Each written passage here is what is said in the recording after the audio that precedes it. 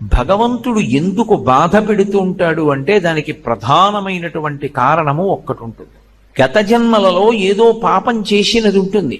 ఆ పాపం ఎవరికి తెలుసు అంటే మనకి తెలియదు.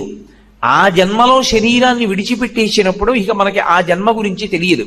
కానీ ఆ జన్మలో జీవుడు ఏం చేశాడో భగవంతుడికి తెలుసు. అది చిత్రగుప్తుడంటే. ఆయన వ్రాసి పెట్టుకుంటాడు, దాన్ని అనుభవంలోకి తీసుకొస్తాడు. చేసిన పాపం కష్టం రూపంలో పోవాలి. వీడు కూడా బాధపడ్డాడు అనుకోండి, ఆ బాధ రూపంలో చేసిన పాపం పోతుంది. ఎప్పుడో ఎవరినో అనరాని మాట ఏదో అన్నాడు, వాళ్ళు చాలా బాధపడ్డారు 2 గంటలు. వాళ్ళు బాధపడ్డారు కదూ, ఆ బాధపడినట్టే ఇప్పుడు కూడా నిన్ను ఎవరో ఒకళ్ళు ఏదో అనరాని మాట అంటారు, నువ్వు 2 గంటలు బాధపడతావు.